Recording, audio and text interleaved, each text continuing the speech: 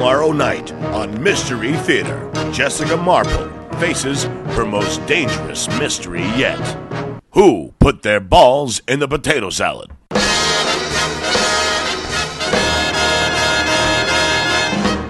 Tell me, Mr. Johnson, why are your testicles covered in mayonnaise? Because they were hot. I was giving them oral pleasure, and this morning, guess what was in my teeth? Celery. Just because I put my dick in the coleslaw does not mean I put my balls in the potato salad. Who put their balls in the potato salad? I'll just have the chips. This is my podcast.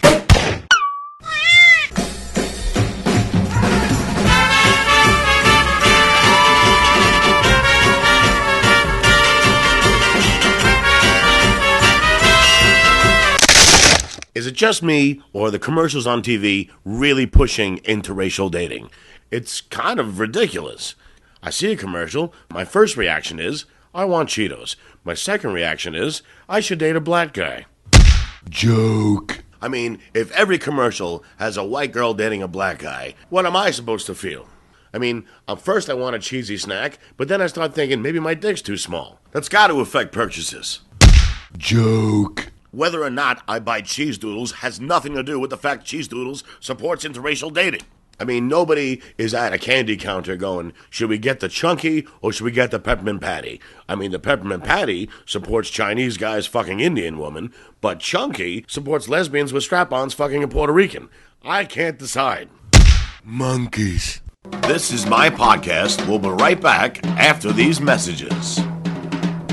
Do you suffer from pants cancer? I'm very sorry, Mr. Gerard, but it appears you have pants cancer. Ah, shit. Does your shirt have AIDS? Your shirt has AIDS. What? Your shirt has AIDS. Oh, what should I do? I don't know. Maybe change shirts? How's this one? Better, but that one has diarrhea. Oh. Does your necktie have Down syndrome? Why is your tie all fucked up? It's retarded. Then you might be insane. Go see a doctor. And now back to This Is My Podcast. Hey, this is Brian Scolaro. This is my podcast. And, oh my God, somebody's on my door. All right, just hang on 1 second. Yeah, hi, Fred. Okay, that wasn't me, okay? I didn't rat you out. Listen, you took a shit in the elevator. Who's everybody going to think it was? They're going to think it's you. Because you're the monkey. Me. You think I took a shit in the elevator. Why would I take a shit in the elevator? Just because I'm fat doesn't mean I can't make it to the toilet. All right, I took a shit in the elevator. I'm sorry you got in trouble for it. I just couldn't make it to the toilet, all right? I had Taco Bell. Fuck you, Fred. Fuck you. Fuck you. Jesus Christ. How is it that a monkey has that apartment? You know? I should call the fucking animal control. Or the immigration guys. I don't know. Fucking monkey. Dead skunk in the middle of the road. Dead skunk in the middle of the road. Dead skunk in the middle of the road. Stinking to high heaven.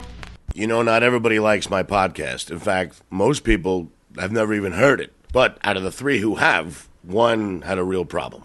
So I had her on to talk about it. Your show is offensive. Your show is rude. Your show is disgusting and crude and dirty and vulgar. It's like having anal sex with a big pile of dog shit. Jesus, that's a lot worse than anything I had to say so far. Who are you? We demand that you be taken off the internet. There's a guy blowing a zebra on the internet. Who are you? My name is Regan Formica. I represent Pipakbus. What? Pipakbus. Pwpabs. People, well, actually, person, against Brian Scolaro. Pipakbus. We're thinking of shortening it. Should. I mean, it's kind of ridiculous. The people, well, person thing could just be person. Why would you even put a mistake in the name? I don't understand that. I think it could just be PABS, you know, person against Brian Scolaro. It's that kind of humor that got you in trouble, Mr. Got You in Trouble Guy due to Humor Boy. What? Mr. Got You in Trouble to Humor Trouble Things Guy. What the fuck? I'm no good at names. All right, well, what exactly is your problem with our show, okay? We, meaning you, have narrowed the offenses down to the 5 R's. Curses, toilet, sex, and penis. Yeah, see, I don't think any of those even started with an R. What? And there were only 4. What? And penis would fall under the header of sex. That's really 3. Oh, shut up! You suck, you know that, man? I'm gonna protest this protest. What? Yeah, I mean, you got no sign, you got no catchy slogan, you got nothing. Well, what can I do? You gotta get something that rhymes, you know, something that's catchy. Okay, let me try one. All right. Hey, Brian Scolaro, you look like a... Fuck you! How was that? Could be better.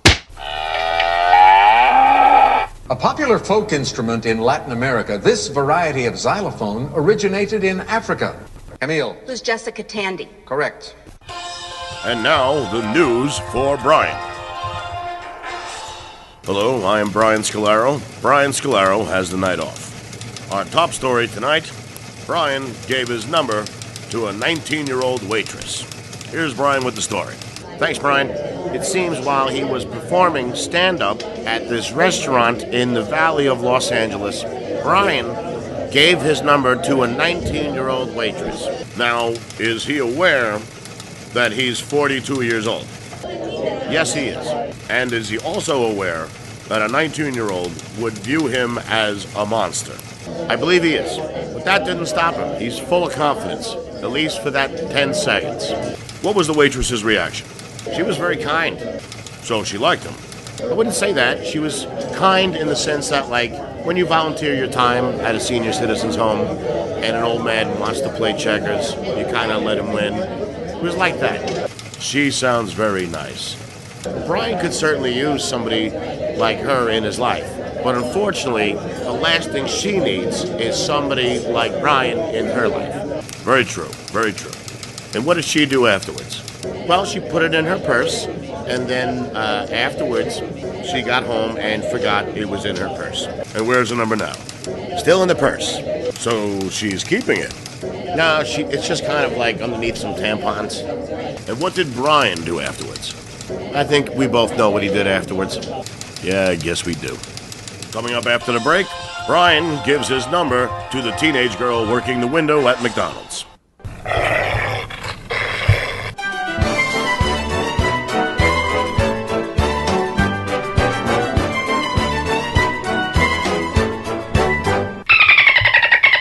All right, everybody, the meeting has called to order.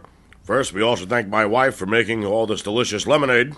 Thank you, Mr. Johnson. Thank you. First order of business, Jay has something to say. Jay? Yes. I peed in the lemonade. I make a motion that we do not let Jay near the lemonade. All in favor? Aye. It's unanimous. Even Jay voted for it, which is weird. All right, somebody make a note of that vote. Does anybody want to make a note of that vote? We don't have any pens. Well, we're going to need some pens. You know what? We should make that the second order of business. We need more pens. Somebody write that down. Anybody? No? Now, Jay, will you read the minutes from the last meeting? Sure. Buy more pear. What? That's all it says. Buy more pear. Kinda stops right there. Wonder what we meant by that. Next order of business is we got to figure out who this guy is. Why don't we just ask him? All in favor of asking who this guy is, say aye. Aye. Go ahead and ask him, Jay. Who are you? Jimmy. He says his name's Jimmy. All right, next order of business. How did Jimmy get in here? How'd you get in here? The front door. Okay, next order of business. Somebody lock the front door. Okay. All right, so now Carl is going to tell us how we did last year. Carl? As you can see from this chart here, it's a straight line, which means we didn't do anything. We didn't buy anything, we don't sell anything, we don't have any ideas of any sort, so we just break even, except for all the lemonade. And what did the analyst say? He said, please get away from me. I'm not an analyst. I'm a mailman. Please stop chasing me. Why are you beating me? Please, ow. Oh my God, it hurts so much. Oh, I can't breathe. Wonder what he meant by that. So, Jimmy, what's your take on this? I think we should rob a bank. Yeah! Good idea. All right, let's do it. Carl, you're the getaway man. Find a really fast car. Jay, you gotta get fast.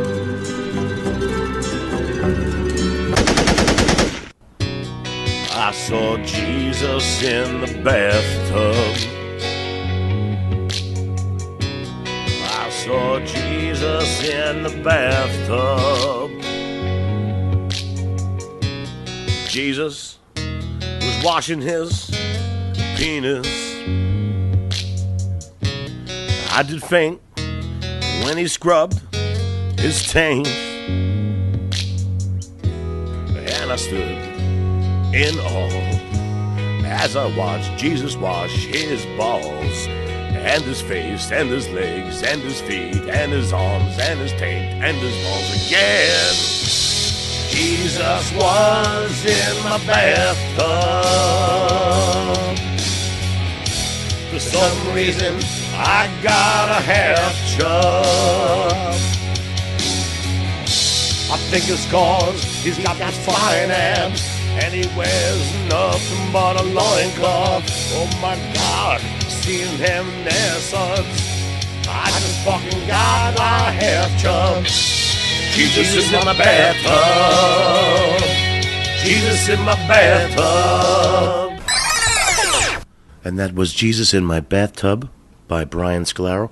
Now, Brian, what was the meaning behind that song? Well, it's about a guy who saw Jesus in his bathtub, Right?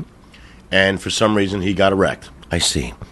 Now, upon first listen, you would think this song is going to be about you finding Jesus. Well, it is. I do find Jesus. Yes, but it makes you sexually excited. Well, he's a really fit guy, and he's got the long hair, so he has like a feminine thing about him, you know? Now, the later part of the song, where you have sex with Jesus in your bathtub, Right? don't you think that's a bit sacrilegious? No, I don't. Why is that? Because I was the bottom. If I had made Jesus the bottom, then that would be offensive. I see. Gonna take off my pants. Gonna take off my pants. Gonna take off my pants. Gonna take off my pants. Next on 60 Minutes, Joe DeRosa talks to a doctor who claims to have invented teleportation. And how did you invent teleportation? Well, it's a matter of necessity. Yeah? Like I want to get in that strip club, but I have no money. How do I get in? Right. And at first I started digging tunnels, right? And then things would fall down, and there was rats everywhere, and there's a lot of poop down there. Yeah. You don't realize when you look at the floor, there's a lot of poop down there. Yeah. Your biggest problem to invent teleportation is the strip club scenario. I find if you're jerking off on the corner, or they're jerking off in a strip club, or jerking off in a movie theater, then if people show up and they go, stop that guy, and then poof, I'm back home, and I come. What I think it would be an easier solution Right. Is to just not masturbate in public. Did they tell Beethoven to stop writing songs? No, but his songs didn't create a mess. I guess semen would be the thing that was missing from Beethoven that made it a little more acceptable. I'm a little, I've never said this to one of my guests before, but I'm a little skeptical that you've actually invented teleportation, because you didn't. I could do it right now. You could. I could tell me where you want me to go, and I'll go there and come back. Just over to there, to the kitchen. Okay, do me a favor. Close your eyes for like about a minute. Uh-huh. All right? There you go. Right. They weren't closed. They're open. I see you walking. I don't know. Listen. I was going to get the teleportation machine. Really? Yeah. I don't want you to see where I hit it. Okay. Close Because you're not even a fast walker. Could you close your eyes again, please? Okay.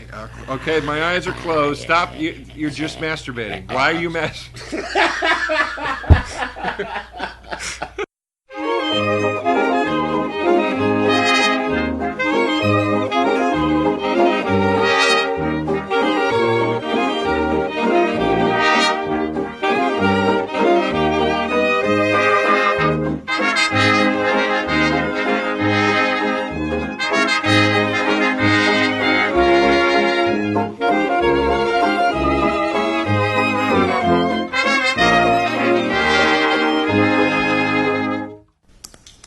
Okay, that brings us to the end of another episode of This Is My Podcast. Thank you very much for listening. Please share it with your friends. Please follow us on SoundCloud. Subscribe to us on iTunes. Retweet it on Twitter. I could use the help. Once you rate my podcast on iTunes, that'd be very nice. If you are in Los Angeles, I am all over this motherfucker for the next month. And then you can catch me in Tucson at Laughs in the first weekend of March. Special thanks to Carol Turner and Joe DeRosa for appearing in this episode. Oh, and you can also catch me on the newest episode of This TV Show Doesn't Exist on ABC DFG. Have a good night.